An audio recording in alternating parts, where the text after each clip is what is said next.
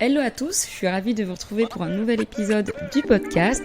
Aujourd'hui, on va accueillir Dale, qui comme son nom l'indique n'est pas française et qui exerce aujourd'hui en tant que professeure d'anglais. Particularité, elle n'est pas salariée de l'éducation nationale, mais travaille dans le privé. Aujourd'hui, Dale va nous dévoiler les dessous de son quotidien et nous donnera peut-être des détails croustillants quant à son métier de professeur d'anglais. Le podcast, en vrai, c'est quoi ? C'est le podcast qui vous dévoile la face cachée des métiers qui nous entourent parce que oui, tous les métiers sont beaux. Et moi, Mélissa, votre hôtesse sur ce podcast, je suis coach en évolution professionnelle et mon rôle, c'est de faire de votre carrière un monde meilleur. Si vous appréciez le podcast, n'hésitez pas à liker, à partager, ça me donnera un petit coup de pouce et ça me permettra de montrer à la terre entière que ce podcast est le podcast de référence.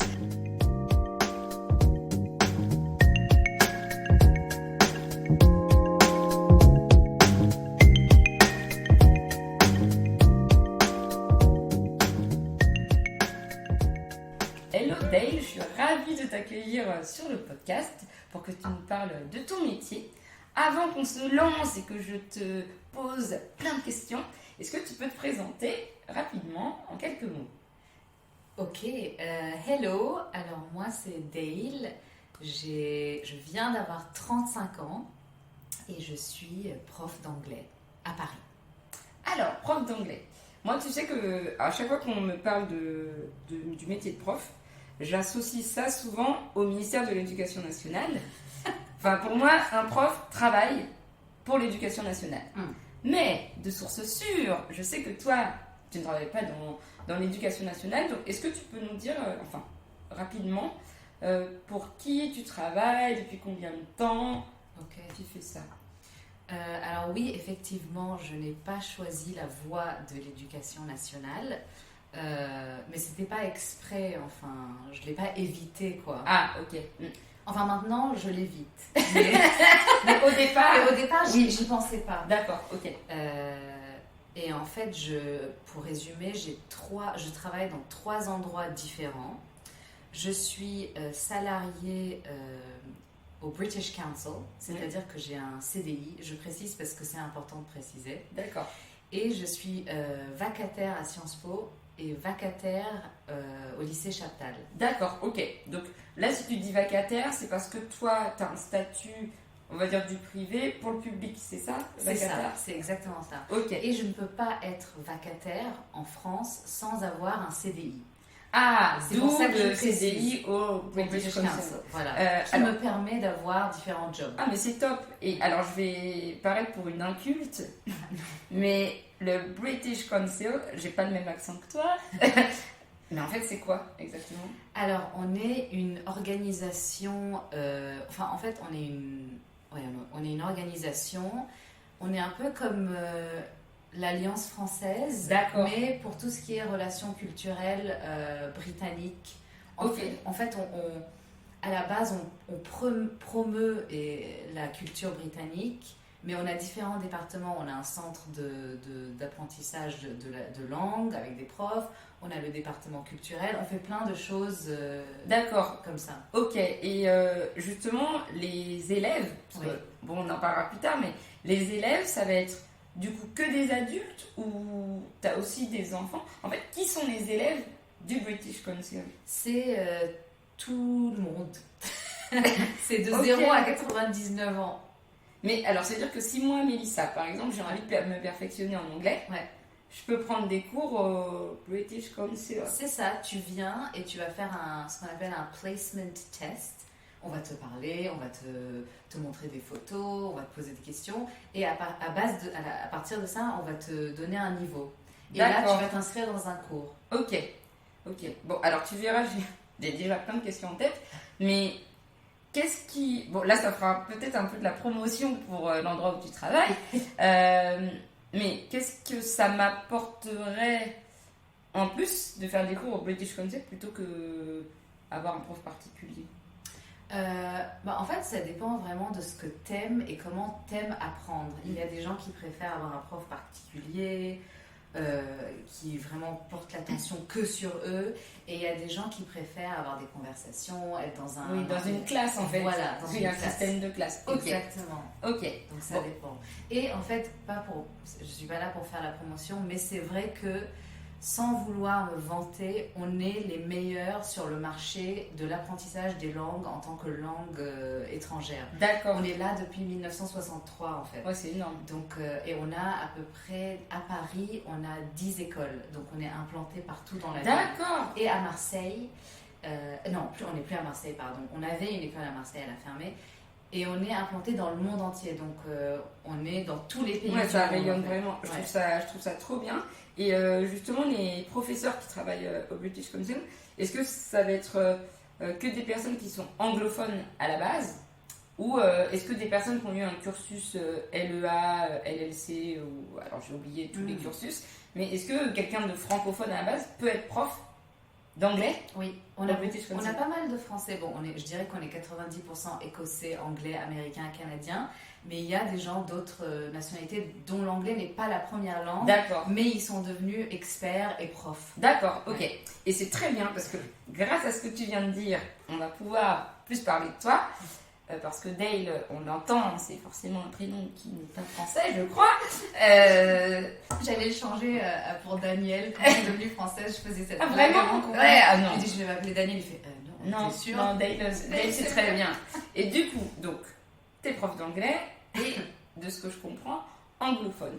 Est-ce que tu peux peut-être nous parler un petit peu de ton parcours personnel rapidement, de là où t'es né, parce que je ne me souviens plus, à aujourd'hui à Paris. Comment le cheminement s'est fait autour de cette profession de prof d'anglais? Peut-être que je suis pas claire. Non, c'est très clair, c'est très clair. Je suis en train de réfléchir comment je vais résumer ça. Donc en fait, moi, je suis née en Angleterre d'un père qui est moitié palestinien, moitié anglais, et d'une mère libanaise. D'accord. Et en fait, à l'époque, le monde arabe n'est pas un endroit, et d'ailleurs toujours aujourd'hui, n'est pas l'endroit le plus stable. Et du coup, mes parents voulaient quand même vivre dans un pays qui était proche de leur culture, donc ils sont allés vivre à Dubaï, qui était un peu l'Eldorado de l'époque, parce qu'il y avait tout à faire. C'était un désert, quoi. Donc ils sont allés là-bas, donc j'étais au lycée Georges Pompidou de Dubaï. Donc tu étais dans un lycée français. Ouais. Et ça, est-ce que ta mère, du coup, qui est libanaise, elle parlait français? Oui, et mon père aussi, parce que mon père a vécu au Liban et était allé au lycée français. D'accord. Donc en fait, c'était vraiment un souhait de leur part que tu sois dans un lycée français. D'accord. Francophone, ouais. Ah, vraiment. À la maison, il m'avait appris l'anglais quand j'étais petite, et après ils se sont dit, bon, on la met à l'école française. D'accord, ok. Et donc j'ai fait ça jusqu'à mes 18 ans, et quand j'ai eu 18 ans, mes parents m'ont dit, où est-ce que tu aimerais faire tes études? À Londres ou à Paris? Et je me suis dit, Paris, vu que j'étais au lycée français, ça me paraissait logique. Et je me suis inscrite à des études de langue, donc de traduction. D'accord, ok. Donc rien à voir avec l'enseignement. Oui, finalement, ouais, pas du tout. Non, pas du tout. Il n'y a pas le côté transmission aux autres, comme en tant que prof en plus. Ouais, complètement. C'était en fait une école de langue qui s'appelle l'ISIT, qui existe encore, parce qu'elle était nouvelle à l'époque. Enfin, pas nouvelle, mais pas si vieille. Et c'est une école en 5 ans, après le bac, et tu apprends la traduction, l'interprétation, mais tu as quand même tout le côté civilisation. Culturel, en fait. Voilà. Le côté culturel. Donc c'était très complet, très intéressant. Et c'était du coup traduction anglais, français-anglais? Alors moi j'avais 2 langues parce que j'avais appris l'espagnol aussi, donc je faisais traduction français-anglais, français-espagnol. D'accord, ok. Voilà. Et donc j'ai fait cette école en 5 ans. C'était passionnant, j'ai adoré mes cours de civilisation, mes cours de littérature, mes cours de linguistique. Je trouvais la linguistique, c'était super intéressant. Histoire de la traduction, super intéressant. Mais j'ai fini cette école et je ne voulais pas être traductrice. Donc, après, l'avantage, c'est qu'après 5 ans, tu t'es dit ça, t'étais pas en mode je ne sais pas. Oui. Tu savais que tu ne voulais pas. Ouais. Et comment ça s'est fait? Et ça, c'est hyper intéressant et merci d'en parler parce que Souvent, quand on parle des cursus, on dit oui, j'ai toujours voulu faire ça, ou naturellement j'ai été vers telle chose.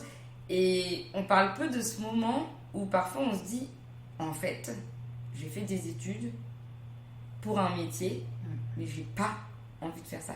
Non. Comment tu l'as vécu un peu intérieurement et même par rapport aux parents, parce que bon, on sait que les parents parfois aiment bien les lignes bien tracées. Oui. Comment ça s'est passé? Sauf si tu veux pas partager si, ça. Je pense que c'est important d'en parler parce qu'on n'en parle pas assez. Je trouve je sais pas comment dire, on romantise, on rend romantique nos parcours, et alors que c'est pas romantique. Non, parfois c'est chiant. C'est chiant, c'est galère, ça fait peur. En fait, moi, je t'avoue qu'en sortant du bac, j'ai pas réfléchi. C'est-à-dire que mes parents m'ont dit « Oh, on a trouvé une école de traduction, ça te dit ?» Et moi, je dis « Bah oui, pourquoi pas ?» Et j'ai passé le concours. Oui. Et en fait, à aucun moment, je me suis arrêtée pour réfléchir. Mais oui, en fait, ça a été le pourquoi pas. Exactement. Et je pense que ça, on a vachement ça au lycée, c'est le pourquoi pas. Ouais. Et je rebondis là-dessus parce que moi, j'ai plus un profil, je pense, un peu comme toi, très littéraire, où je m'intéresse aux choses, à l'origine des choses, l'origine des mots, etc. Je pense qu'on n'est pas bavard pour rien. Ouais. Et je me souviens, je voulais être journaliste, mais moi c'était mon rêve. Moi aussi j'ai eu ce rêve. C'est vrai, ouais, mais c'est pendant longtemps. Et en seconde, ce rêve écrasé. Ouais. On m'a dit, je vais pas rentrer dans les détails, mais Mélissa, t'es bonne dans toutes les matières, tu sais, journaliste c'est compliqué. Pourquoi tu ferais pas plutôt un bac S et après faire une prépa pour que ce soit ouvert? Ah oui, rien à voir. Ah, mais vraiment rien à voir. Et moi, vraiment, les matières scientifiques, c'était pas ton truc. C'était pas ma passion. J'avais des bonnes notes, on va dire par chance ou par travail, je ne sais pas. J'avais des bonnes notes, mais je ne voulais pas faire ça. Et tu l'as fait?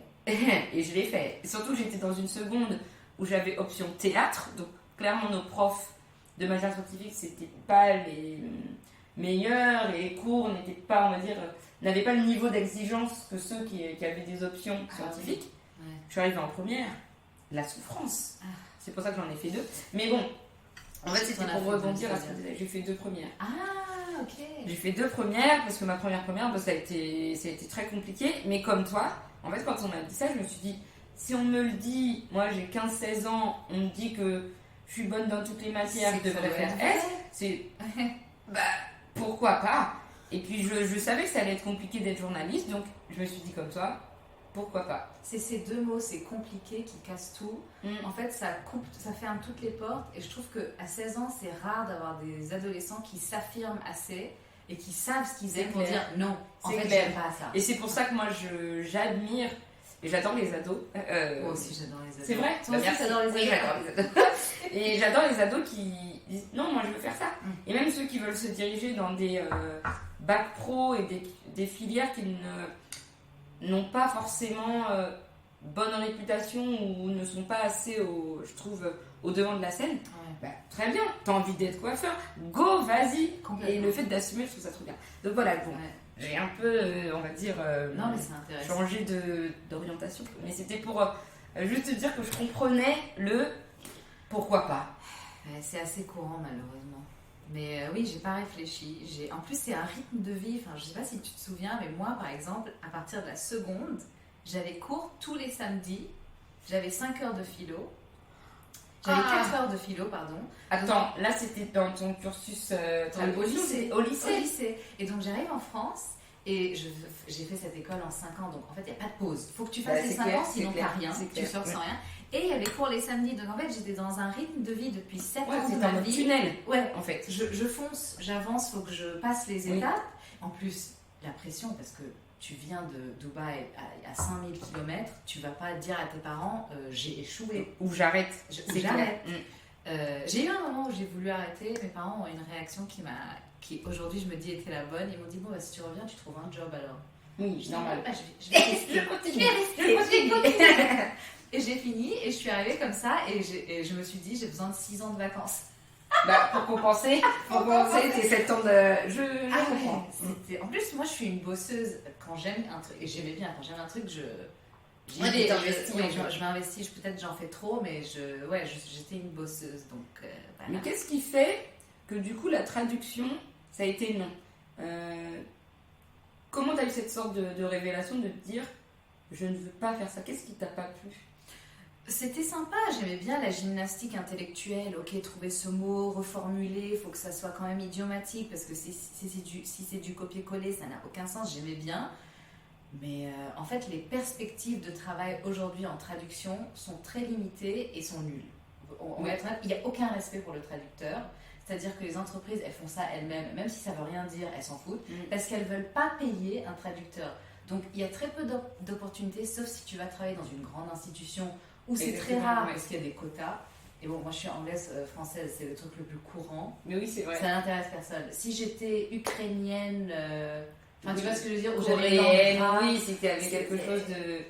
Et c'était encore des concours pour être dans les grandes institutions. Donc oui, c'est long, ça fait long. Ça fait long, je me voyais pas faire ça. Je dis ça, mais après j'ai encore enchaîné des études. J'ai essayé de passer un concours en fait après. Mes parents c'est pas qu'ils m'ont convaincu, c'est qu'on en parlait, on se disait que le summum des langues, c'était l'interprétariat. C'était vraiment la médecine des langues. C'était le truc le plus prestigieux que tu pouvais faire. Donc je me suis dit, ok, pourquoi pas. Et donc autant faire le truc.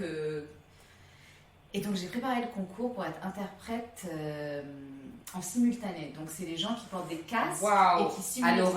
À l'oral, qui simultanément. Parce que l'interprétariat, c'est que sur l'oral ou non, pas? Il y a 2 voix et donc à l'ISIT, à la fin, on avait fait interprétation consécutive. Donc j'avais mon diplôme en interprétariat consécutif, c'est-à-dire les gens parlent, tu prends des notes, tu traduis. D'accord, ok, avec un petit temps, avec un laps de temps. Voilà, avec un petit laps de temps. Mais le Graal, c'était interprétariat simultané dans une grande institution, l'UE, l'Union, enfin tout ça. Et donc je me suis dit, ok, je vais tenter. Donc j'ai tenté le concours, je ne l'ai pas eu. Et je me suis vraiment cassé la gueule. Vraiment, je suis tombée face sur terre. Ah, mais ça a été... Alors quand tu dis casser la gueule, c'est que ça a été dur pour toi d'échouer? Ah oui, c'était horrible. C'est-à-dire que je me suis rendu compte qu'en fait, je parlais pas...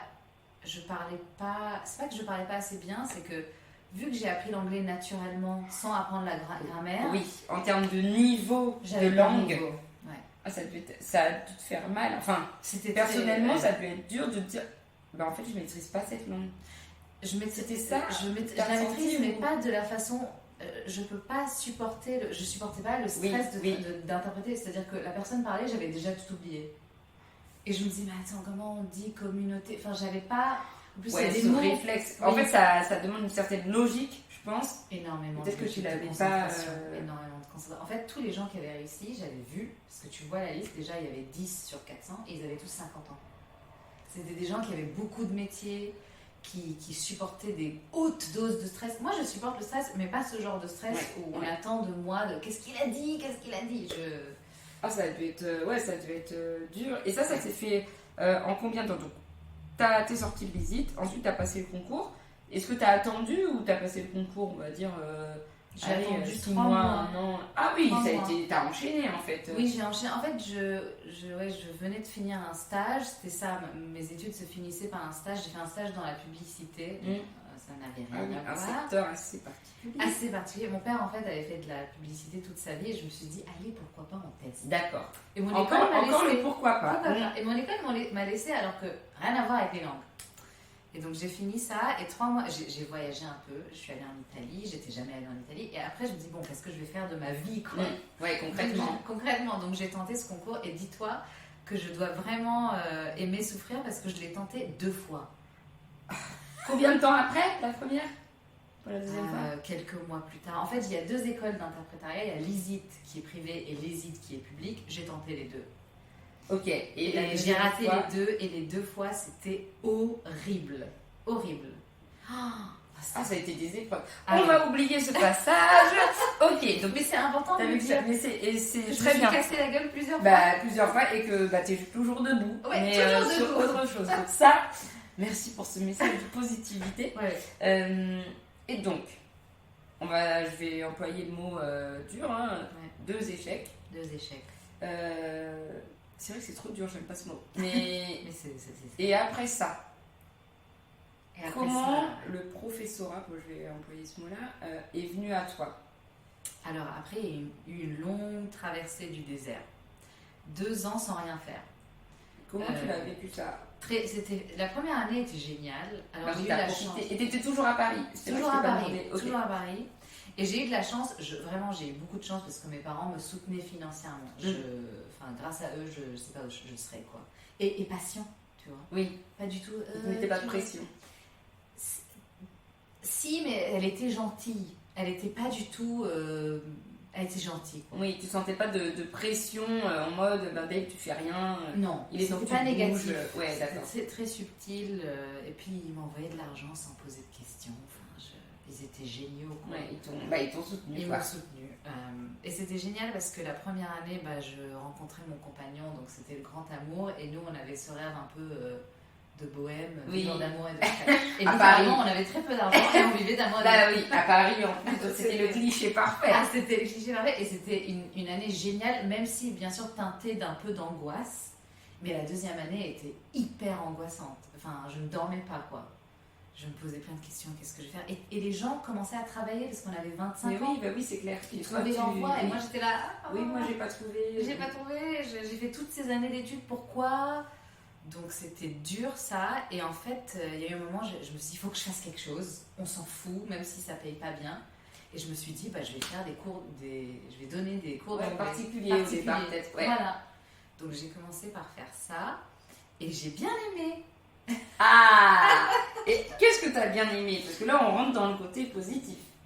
Déjà, j'aimais bien aller chez les gens et rencontrer les gens et parler aux ados et savoir ce qu'ils voulaient comment je pouvais les aider. Et c'était beaucoup des ados qui préparaient le bac. Et c'est sympa le bac parce qu'il y a des thèmes différents. Oui, c'est clair. Même si c'est pas le meilleur bac d'anglais, c'était intéressant. Et j'aimais bien faire le cours moi-même. Enfin, je décidais de tout. Tu vois, si on allait faire ça, si on allait faire de la grammaire, on faisait de la grammaire. Si on allait décrire une photo, on allait décrire une photo. En fait, tu créais. Je créais. Ouais, il y avait de la création. Ouais. Et aussi, c'était c'était flexible, quoi. Il y avait très peu d'argent qui rentrait, mais c'était cool. Et tu bossais, en fait. Ouais. Tu commençais à bosser aussi. Mais pas une vie, je bossais pas pour une entreprise ou quoi. Oui, c'était toi. Oui, en mode particulier. Et ça a duré combien de temps cette période où... Je dirais 1 an. Et après je me suis dit, bon, ok.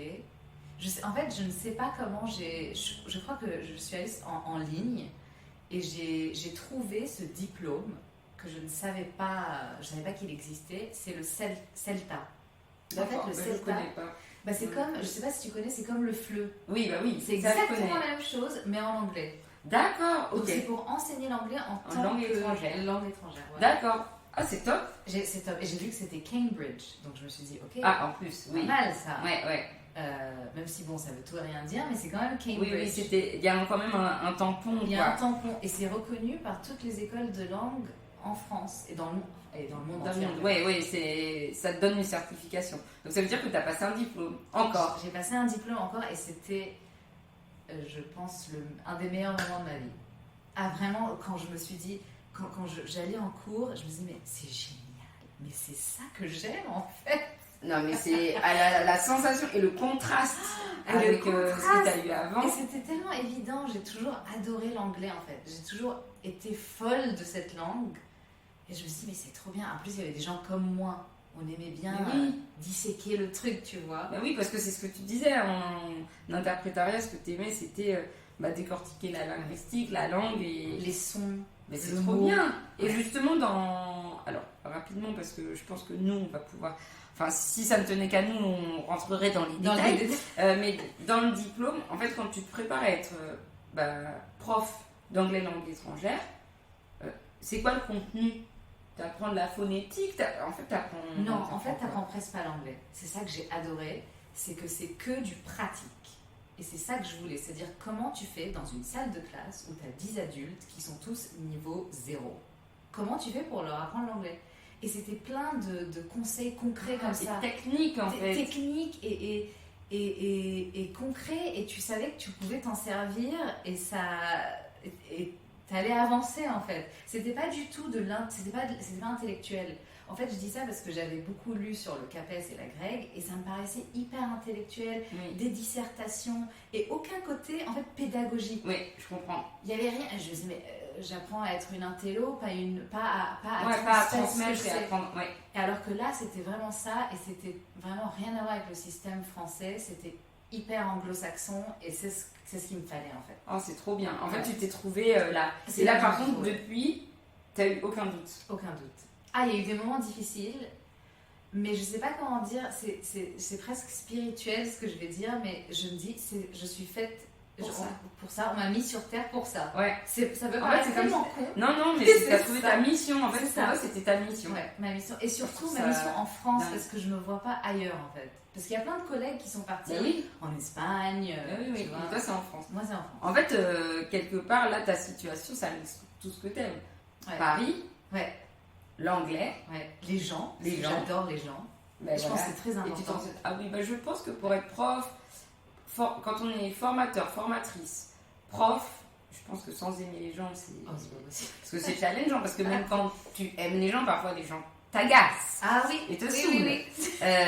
Et donc tu passes ce diplôme. Ouais. Et après, je pense que du coup, directement après, tu as postulé. Non. Non, je ne pouvais pas parce que le British Council ne prenait que les gens qui avaient 2 ans d'expérience dans l'enseignement. Ah. Donc en attendant, j'ai fait ce qu'on appelle des cols en prépa. Ah bah oui, je vois très bien, je m'en souviens. Quelqu'un m'a donné ce film. J'en ai beaucoup passé. Ah, c'est vrai que j'étais en prépa. Il y a beaucoup de gens qui savent pas ce que c'est, mais c'est un truc de prépa. Oui. Donc j'ai fait ça et j'avais 1 an d'expérience et je me suis dit je m'en fous. Je tente le British Council même si j'ai qu'1 an d'expérience. Et en fait, on m'avait dit que le British Council c'était le Graal des centres de langue. Parce qu'il y a plein de centres de langue. Mais c'est vrai, oui.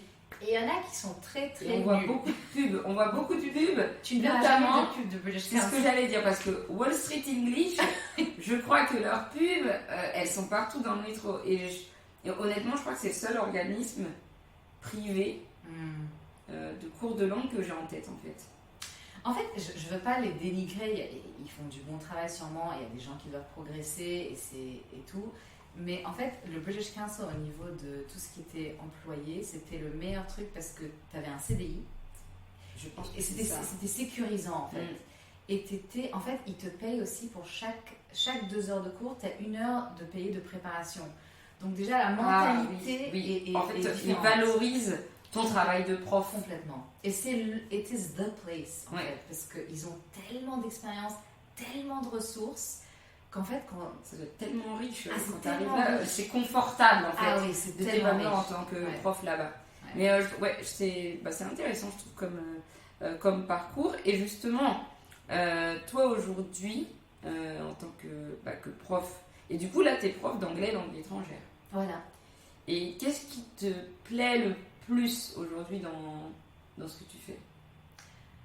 Je pense que c'est pouvoir parler l'anglais tous les jours et rencontrer et voir mes élèves en fait.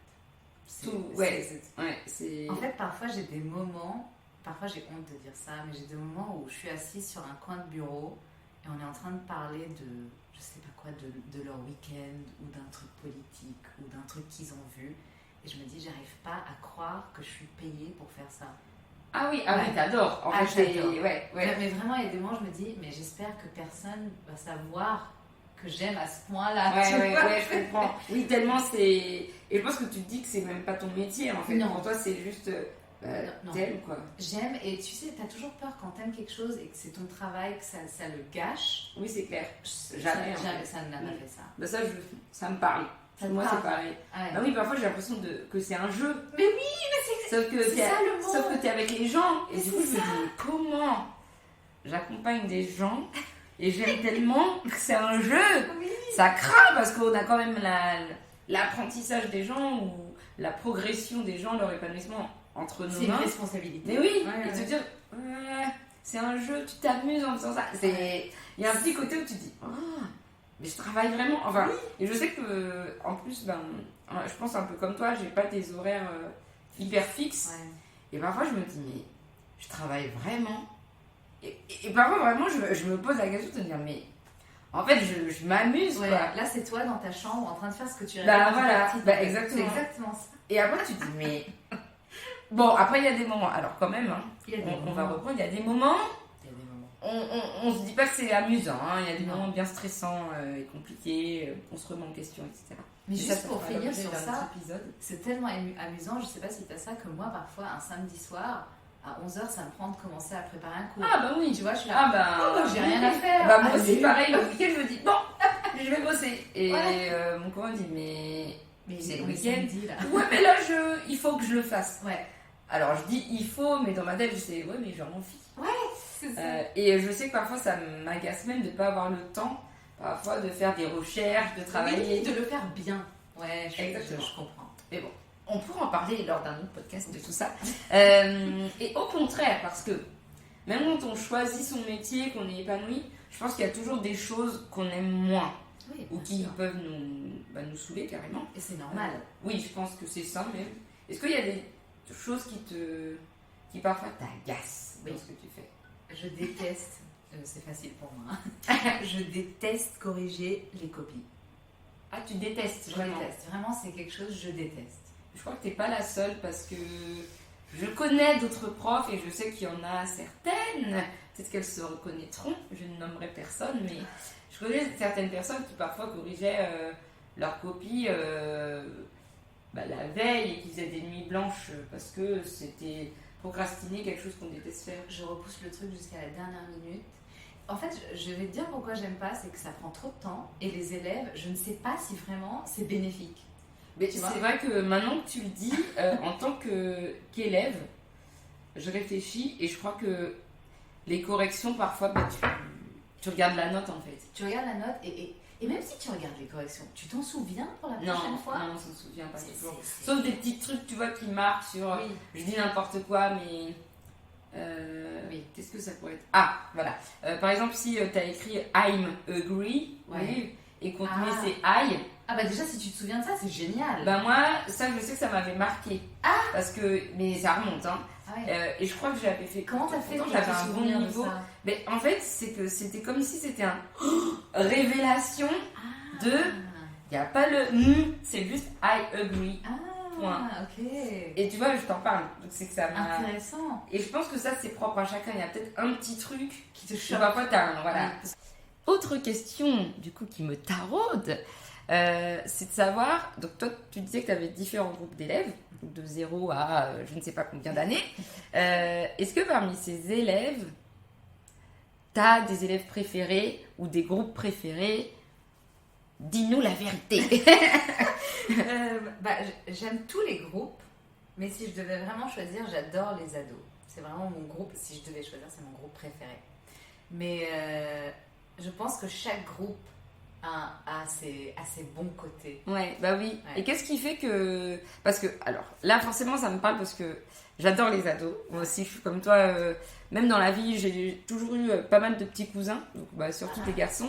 Mais je sais pas pourquoi j'adore les ados. Et d'ailleurs, en école de commerce, en première année, je crois, on devrait choisir des sujets de culture générale, de sociaux.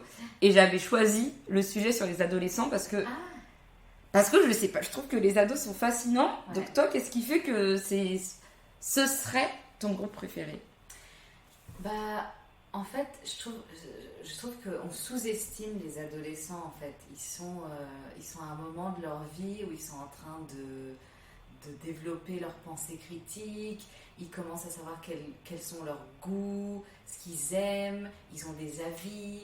Et en fait, ce que j'aime, c'est qu'ils viennent en cours et qu'ils se disent « Ok, ça va être chiant, ça va être nul. » Et grave, toi, t'arrives à rendre le truc intéressant. C'est clair. Et tu vois dans le regard... C'est ce que j'allais dire. Attends, c'est intéressant oui, ça. Oui, exactement. Comme si tu réussissais à les captiver et qu'il y a un moment un peu pivot où au départ, ils sont dans le test en mode « Ok, ça va être encore pour vous. On va voir. Ouais. » Et le moment où tu les prends, et surtout, ils sentent... Enfin, moi, ce que j'apprécie dans les ados, c'est quand ils sentent qu'ils sont pas jugés. Ouais. Tu les comprends, exactement. Tu les considères, et là, tu sens le ah ouais. Ouais. Et là, c'est génial. Ou tu vois, quand tu as des références qui sont un petit peu communes à eux, et que tu les comprends, et ils disent ah ouais, ah tu connais ça. Bon, après, ils vont un peu trop loin et tu te dis ouais, non, là par contre, je suis larguée. Mais... Ah oui, complètement. oui, non, mais parfois, mais c'est, je te comprends. Et ça me fait du bien d'entendre quelqu'un dire ça parce que je trouve que on est beaucoup, et je m'inclus quand même dedans parce que parfois je critique un petit peu les jeunes, à dire les jeunes machins, les générations de maintenant. Alors que non, enfin, les ados d'aujourd'hui, finalement, ils sont le produit de nous, ce qu'on a créé. Ouais, et comment on interagit avec eux, en fait. Mais c'est clair, c'est clair. Mais oui, et puis après, je suis pas une experte, enfin, ça fait que 7 ans et demi que j'enseigne. Mais je trouve quand même un petit moment. Ça fait un petit moment, et je trouve que les ados d'aujourd'hui, alors je peux pas te dire comment étaient les ados d'avant, mais je me souviens de moi-même, ils sont tellement cultivés. C'est vrai que ils s'intéressent plus, ils ouais, s'engagent. Ils m'apprennent des choses. Est-ce que vous saviez que Biden allait faire ça? Non, je ne savais pas. Ouais. Et en fait, ils sont très dans l'actualité. Ben oui, en même temps, ils ont plus de moyens que nous de l'être. Et nous, tu vois, avant, par exemple, la source d'information, c'était surtout la radio et la télé. Et on n'y avait pas accès quand on était en cours. Non. Nous, quand on était en cours, il y avait que les cours. Tandis que maintenant, ils ont leurs applis, les notifs. Par exemple, tu es sur Insta, tu suis Hugo Décrypte, tu as les actus qui te viennent. Limite, ça vient à toi sans que tu fasses d'efforts. Et c'est vrai. Et c'est pour ça que il y a les bienfaits et les méfaits des réseaux sociaux, mais bon, on va pas. Mais après, les ados, c'est un challenge. C'est-à-dire que moi, je vois ça comme un challenge parce que je suis en compétition avec leur téléphone. Ouais. Faut que je trouve le moyen de rentrer dans ce petit monde et de les intéresser. Et une fois qu'ils se dévoilent, c'est génial. Ouais, ça doit être hyper gratifiant comme sentiment. Hyper gratifiant, hyper stimulant. Et après, en fait, ce qui est génial, c'est que tu apprends à les connaître aussi. Et ça, c'est... Non, c'est trop bien. C'est trop bien. Et est-ce que, par contre, tu as un groupe pour qui la préparation des cours peut-être va être plus complexe, où tu te dis, comment je vais m'y prendre? Oui, c'est pas l'âge du groupe, c'est le niveau, c'est les niveaux très très bas. C'est très difficile. C'est vraiment, je trouve que ça fait 7 ans que j'enseigne, ça devient de mieux en mieux, mais c'est compliqué. Et en fait, il y a cette règle silencieuse un peu de tu n'es pas censé leur parler en français. Tu vois? Et ça c'est compliqué. Et parfois je me dis mais c'est pas possible en fait. Ouais, sinon je ne comprends pas. Mais oui, il faut faire le pont entre leur langue maternelle et la nouvelle langue. Oui. Et je sais pas qui a établi cette règle que tous les profs ont en tête et se disent ça va pas. Parce qu'en fait le truc c'est que si tu étais en Chine ou je sais pas en Yougoslavie ou je sais pas où, tu parles pas la langue. Donc comment tu ferais dans ces pays-là? C'est clair, je suis d'accord. C'est ça le truc. Je suis d'accord avec toi. C'est vrai que ça c'est compliqué. Et en même temps, tu vois, alors c'est pas directement lié à ce que tu disais, mais quand j'étais au collège et lycée, j'ai eu des profs de langue, donc que ce soit espagnol et anglais confondus, qui en fait nous parlaient avec un accent français. Et moi, ça m'a toujours gênée. C'est comme, et je suis peut-être un peu dure là-dessus, un prof de sport qui n'est pas athlétique, ça me perturbe. Parce qu'il y a un peu la notion d'exemplarité où... Et moi, je sais, quand j'avais des profs, mais avec un super accent ou anglophone de base, en fait, de naissance, tout de suite, tu dis, j'ai envie d'avoir le même accent et la personne est crédible. D'accord. Mais je me souviens d'une prof qui était très particulière avec son petit accent français. Ah oui. Non, mais j'étais, tu m'apprends, mais derrière toi, enfin... Mais ça, c'est une obsession française. Ouais. C'est l'accent, c'est une obsession. Oui, je pense, et même pour nous-mêmes. Ouais. Et je sais que moi, je vais être stressée de parler anglais quand il y a des francophones à côté. S'il y a que des anglophones, je m'en fous. Je sais que je ne serai pas jugée et il n'y a rien. Pourquoi tu et pour l'espagnol, c'est pareil. C'est-à-dire que parce que les Français, pas pas assez anglais. Mon accent anglais n'est pas assez anglais pour les Français. Parce que je sais que les anglophones, ils s'en foutent. Je sais que j'ai des collègues qui sont indiens ou quoi. Quand je parle anglais, ils me disent « Ah non, mais c'est bon, il n'y a pas de souci. » Mais dès qu'il y a un Français dans les parages et que j'estime que ce Français parle mieux anglais que moi... Mais je trouve que c'est à double tranchant en France, parce que si tu parles avec un accent anglophone, on te critique parce que tu te la pètes. Mais si tu parles avec un accent français, on te critique parce que tu ne fais pas d'effort. Donc c'est dur de gagner dans ce genre. Oui, c'est dur. Et en espagnol, c'est pareil. Et je pense que c'est dans notre tête, je sais pas pourquoi. Après, je pense que les Français, on est très... Très compliqué. Voilà, surtout sur la langue, l'orthographe, etc. On est très dur, je pense. Mais après, on a été élevés comme ça. Aussi de... C'est une culture. Le français, c'est important. Et le français, c'est quoi? C'est la grammaire, l'orthographe. Oui, il y a des restes de ça. C'est dur de s'en débarrasser. Ah non, je pense que c'est... Et qu'est-ce que tu penses, justement après, toi, tu n'as que des élèves français, mais qu'est-ce que tu penses de l'apprentissage des français pour l'anglais? Est-ce que tu sens, je sais pas, une sorte de passion, une vraie curiosité? Est-ce que tu as l'impression que c'est plutôt dur? Est-ce que ça dépend des personnes? En fait, j'ai pas de point de comparaison parce que j'ai que enseigné en France, mais je dirais que pour les Français, c'est plutôt je n'ai pas le choix. C'est-à-dire qu'aujourd'hui, si je veux être compétente dans le marché du travail et me vendre, il faut que je parle anglais et que je parle bien. Et parfois, cette obsession, elle peut rendre la tâche un peu pénible et on perd le côté fun, quoi. Je comprends. Et il y a des gens qui sont vraiment très... ils veulent vraiment suivre un objectif et l'atteindre et voilà. Je comprends. Et ils en perdent le bénéfice de l'apprentissage même parce qu'ils voient déjà leur objectif. Parce qu'ils sont trop stressés. Ils sont trop stressés. Je leur dis, il faut déstresser. Ça va bien se passer. Vous allez évoluer et tout va bien se passer. Faites-vous confiance. Et il y a beaucoup de stress en fait. Des parents, des enfants. De la pression, de la société, la pression sociale, etc. Moi, je me souviens d'un truc qui m'avait frappée. C'est qu'au début de l'année, avec mes primaires, je leur demande toujours de me remplir un petit questionnaire. Il y a un carré, un rectangle. Dessinez votre rapport à l'anglais. Est-ce que vous pas mettez mal, un smiley? Qu'est-ce que vous mettez? Oui. La plupart des enfants, ils mettent un smiley, ils mettent I love chocolate, I love cats, tu vois, le truc trop mignon. Il y en avait un qui m'avait fait tout un schéma. Alors, il avait coupé la case en deux. La case à gauche, c'était avant, on le voyait, il parlait pas anglais, il était pauvre, dans la rue, il était il n'avait pas d'habits. Attends, c'était un primaire qui a fait ça. Primaire, je ne sais pas si tu te rends compte. Et le côté droit, c'était lui avec des signes dollars et des produits Apple avec l'anglais. Ouais, d'accord. Et je me suis dit, mais waouh! Ouais, il a associé ça, c'est dingue, c'est fou. Il a intégré mais ça ça veut dire que c'est son inconscient. Donc, je sais pas si c'est son inconscient collectif, familial ou quoi, qui a associé l'anglais à la réussite finalement. Complètement, c'est ça. Pour les Français, c'est je dois réussir. Et ma réussite passe par l'anglais en fait. Et c'est toujours on adore en France se moquer des hommes politiques. Ils savent pas parler. Oui, et c'est ils vrai. sont nuls. Et je ne sais pas si tu sais, mais tu ne peux pas avoir l'ENA sans réussir l'anglais. Ah non, c'est il y a un président qui l'a pas eu à cause de ça, c'est Sarkozy. Merci de nous le dire. Et c'est la blague des Français. Tu veux pas être comme Sarkozy, il faut que tu réussisses l'anglais. Faut pas que tu vois. Donc c'est une obsession. C'est vrai. Par contre, je ne savais pas. Et c'est marrant parce que les Anglais, eux, ils s'en foutent d'apprendre d'autres langues. Mais c'est vrai. C'est vraiment. Mais en même temps, c'est que leur langue, c'est la langue. Mais c'est marrant de voir la différence. T'es pas obligé de parler les langues. Non, mais c'est hyper intéressant que tu dises ça parce que justement, c'était ma question sur la vision que tu avais du rapport des Français à l'anglais. Donc, trop bien. Oui, nous avons une relation conflictuelle avec les autres langues, je pense, de manière assez générale.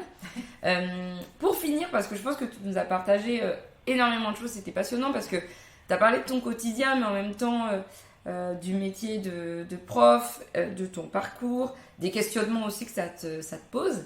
Et pour clore cet épisode, j'aimerais que tu puisses nous partager la soundtrack de ta vie professionnelle et bien sûr que tu nous dises rapidement pourquoi.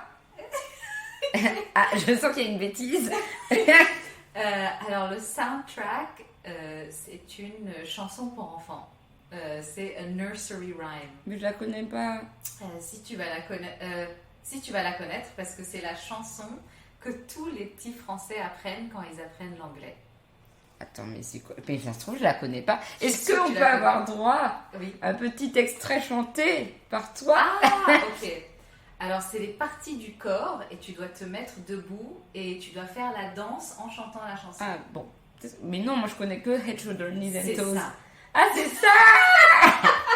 C'est ça. D'accord. C'est ça. Et ça, c'est fou. Tu veux prendre n'importe quel Français de n'importe quel âge, il connaît cette chanson. Alors, vas-y, le début. Head, shoulders, knees and toes, knees and toes. Head, shoulders, knees and toes and eyes and nose and... No. And eyes and ears and mouth and nose. Head, shoulder, knees and toes, knees and toes. Merci. Merci Dale pour ce moment. On va garder, bien sûr, on va tout garder parce que l'intitulé du podcast c'est En vrai c'est quoi? Bah là c'est En vrai c'est Dale, tu vois. Vrai, ça c'est moi. Voilà. J'adore chanter et je chante beaucoup avec mes élèves et eux adorent chanter. Ah, ça ne m'étonne pas. Mais écoute, merci parce que la version de Head, Shoulder, Knees and Toes que je connais, c'est pas ça et que je te ferai écouter après, tu verras. Okay. En tout cas, je te remercie énormément pour ce partage. Merci c'était beaucoup. top. Merci, c'était génial. Bon. Tant mieux. Et puis à tous, je vous dis à très bientôt pour un nouvel épisode sur le podcast En vrai, c'est quoi?